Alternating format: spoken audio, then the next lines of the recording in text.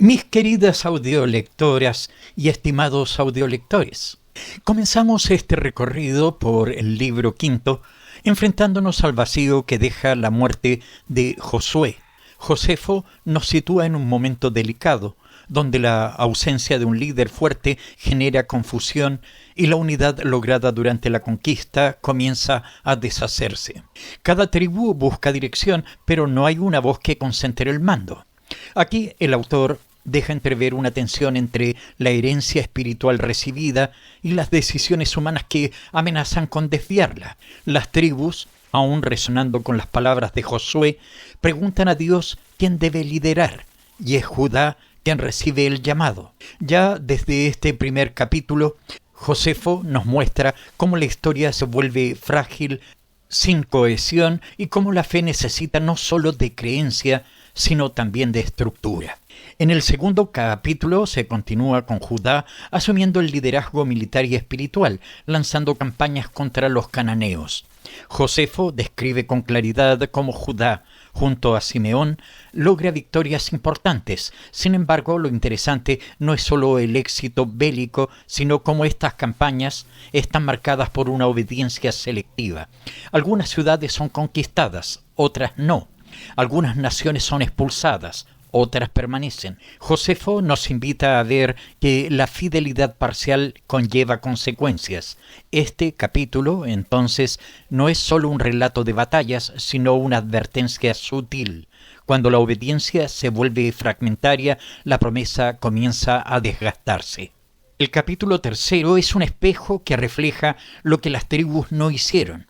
Josefo narra con un tono contenido pero crítico cómo varias tribus, a diferencia de Judá, no logran expulsar a los cananeos de sus territorios asignados, más aún comienzan a convivir con ellos, tolerando sus costumbres y dioses. La historia se convierte así en un registro de omisiones. Josefo no necesita enfatizar la desaprobación divina. Basta con la enumeración de las tribus que fallan en su misión para que entendamos que se está gestando un deterioro. Este capítulo tercero nos enseña que no basta con haber conquistado. Lo difícil es sostener la herencia recibida. En el capítulo 4, la voz divina irrumpe de forma simbólica. Un ángel se presenta para reprochar al pueblo su desobediencia. Josefo narra este episodio con un aire solemne, como si lo que estuviera en juego no fuera solo un pacto, sino la memoria misma. El ángel no ofrece nuevas instrucciones, simplemente recuerda, y ese recordar se convierte en juicio. El pueblo llora, ofrece sacrificios, pero ya es claro que ha comenzado un ciclo de culpa, castigo y arrepentimiento que se repetirá una y otra vez. Josefo introduce aquí la estructura dramática que marcará toda la época de los jueces: olvido, opresión, súplica, salvación y nuevo olvido. En el capítulo 5 aparece Otoniel, el primero de los jueces, levantado por Dios para liberar al pueblo del dominio de Cusán-Risataim, rey de Mesopotamia. Josefo retrata a Otoniel como un hombre valiente, pero sobre todo como una respuesta divina a un clamor humano. Lo que hace especial este capítulo es que no se trata de una glorificación del héroe, sino de un énfasis en la misericordia de Dios. La paz vuelve a Israel durante 40 años, pero Josefo deja la puerta abierta a lo que vendrá. La paz es una concesión temporal, no una conquista definitiva. En el capítulo 6, Josefo relata ahora una nueva opresión, esta vez a manos de Eglón, rey de Moab. El juez elegido es Ahod, el hombre zurdo, quien con astucia mata al opresor en una escena que roza el suspenso. Josefo, sin exagerar, destaca el sigilo, el ingenio y la frialdad con la que se ejecuta el acto. Lo interesante aquí es que la violencia aparece como un instrumento puntual, no como un ideal. Ahod actúa para liberar, no para conquistar. Josefo parece decirnos que los instrumentos de la libertad pueden ser duros, pero están al servicio de un bien mayor, la restauración del pacto. En el capítulo 7, el juez que aparece ahora es Sangar, conocido por haber matado a 600 filisteos con una aguijada de bueyes. Josefo menciona este episodio brevemente, sin adornos, quizás porque lo importante no es la cantidad, sino el símbolo. La libertad no siempre viene de grandes ejércitos, sino de actos inesperados. Este capítulo, aunque corto, insinúa una verdad incómoda, que el pueblo necesita salvadores improvisados porque no ha sabido mantener su fidelidad. El capítulo 8 es uno de los más extensos e intensos del libro quinto. Josefo nos presenta a Débora, una mujer profetisa y jueza que inspira a Barak a enfrentar a Sísara. Josefo no minimiza el papel de Débora, la presenta como un pilar de sabiduría en tiempos confusos. Lo importante aquí es cómo la victoria no se consigue por fuerza bruta, sino por una conjunción de obediencia, estrategia y fe.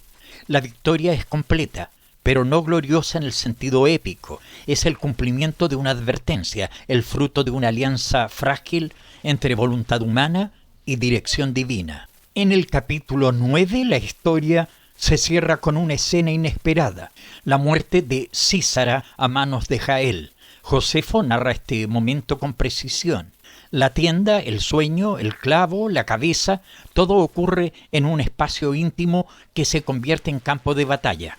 Este episodio, lejos de ser una anécdota marginal, se convierte en símbolo. La liberación a veces llega por vías impredecibles. Josefo no idealiza a Jael, pero tampoco la juzga. Simplemente deja constancia de que la justicia, aunque disfrazada de fragilidad, tiene muchas formas de manifestarse. En el capítulo 10, Josefo nos ofrece una versión interpretativa del cántico de Débora, aquel himno de victoria que celebra la liberación de Israel y la intervención divina. Más que un poema, Josefo lo transforma en crónica viva. Cada verso es una reafirmación del pacto, una llamada a no olvidar. A través de sus palabras, Josefo nos recuerda que cantar también es recordar y que la historia debe ser celebrada cuando el peligro ha pasado. En esta canción se honra a los valientes, se reprende a los indiferentes y se revalida la alianza con Dios. En el capítulo 11, una vez más, el pueblo se desvía. Josefo describe cómo, tras la victoria, la gratitud se diluye y la idolatría reaparece. La reacción divina no se hace esperar.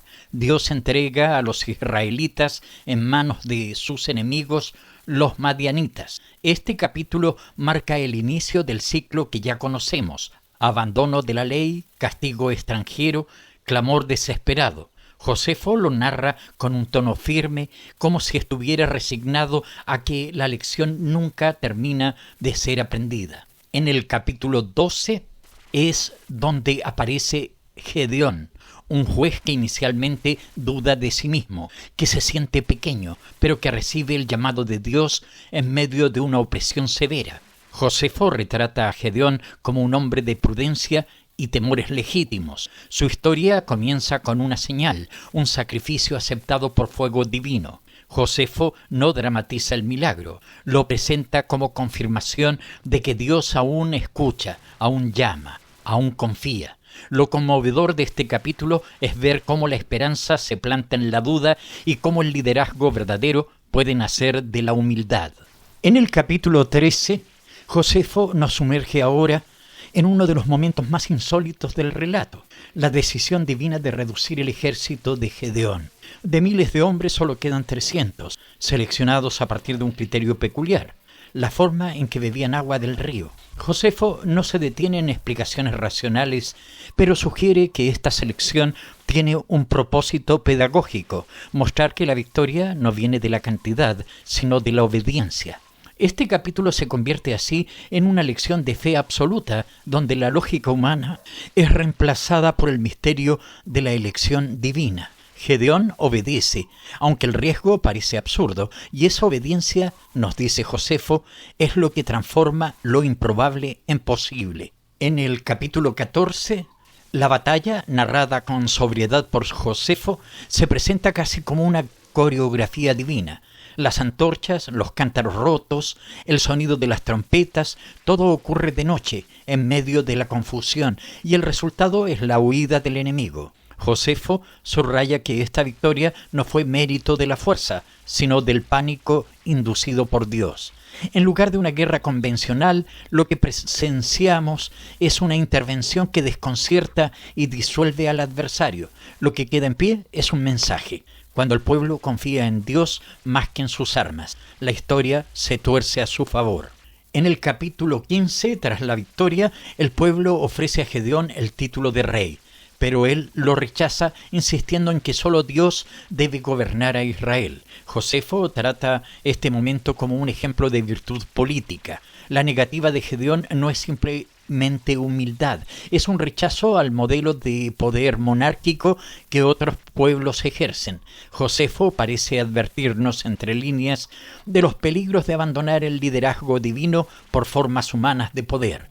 Este capítulo nos invita a reflexionar sobre el verdadero sentido del gobierno y la tentación de acumular poder incluso en tiempos de bendición.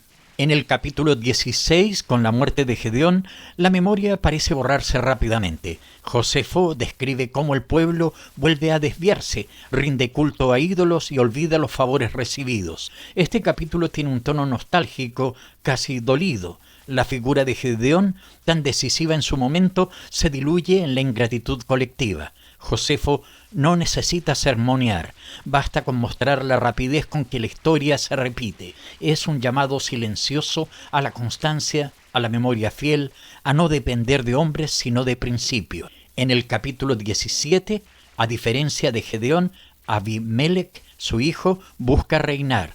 Para lograrlo, asesina a sus propios hermanos. Josefo describe estos hechos con dureza, sin justificar los medios ni suavizar los horrores. El relato de Abimelec se convierte en una advertencia sobre la corrupción del poder cuando no hay freno moral. Josefo presenta su ascenso como ilegítimo y su reinado como una herida en la historia del pueblo. La ambición descontrolada, nos dice el texto, no solo destruye familias, sino que desestabiliza a toda una nación. En el capítulo 18, su final, como era de esperarse, no es glorioso. Abimelec muere de forma humillante, alcanzado por una piedra lanzado por una mujer desde una torre. Josefo comenta el detalle con un dejo de ironía. Aquel que usó la violencia para subir al poder cae de la forma más inesperada. Este capítulo es una lección de justicia retributiva. Lo que comienza con sangre termina en vergüenza. Y Josefo parece señalar que todo liderazgo que nace del crimen está condenado a una caída. En el capítulo 19, Josefo menciona ahora a jueces como Tola, Jair, Ibzán, Elón y Abdón. Sus relatos son breves, a veces esquemáticos, pero el conjunto sugiere una continuidad tambaleante. Estos líderes no provocan reformas ni grandes gestas, pero sostienen un cierto orden. Josefo parece reconocer que incluso los períodos de calma tienen su valor. No todo liderazgo es épico, a veces simplemente evitar el caos ya es una forma de servir. En el capítulo 20, Jefté, líder militar levantado en tiempos de amenaza, hace un voto precipitado, promete sacrificar lo primero que salga a recibirlo si vence en la batalla. La historia toma un giro trágico cuando quien sale es su hija. Josefo trata el tema con respeto y tensión. No hay juicio explícito, pero el peso del silencio lo dice todo. Este capítulo aborda el poder de la palabra, la responsabilidad de las promesas y las consecuencias de hablar sin pensar. La victoria de Jefté queda manchada por la pérdida y Josefo parece recordarnos que incluso los votos piadosos pueden acarrear dolor. En el capítulo 21, tras la historia de Jefté, surgen disputas entre tribus, especialmente con Efraín. Josefo describe cómo estas tensiones internas, casi tan peligrosas como los enemigos externos, generan muerte y división. La guerra entre hermanos no es glorificada, es una mancha más en una historia zigzagueante. Josefo parece insinuar que la mayor amenaza para Israel no está siempre fuera, sino dentro, en la falta de unidad, en la soberbia tribal, en la incapacidad de reconocer al otro como parte del mismo cuerpo. Finalmente, en el capítulo 22, el libro quinto cierra con breves menciones a jueces como Ibzán, Elón y Abdón, completando así el ciclo de liderazgos antes de la aparición de figuras como Sansón.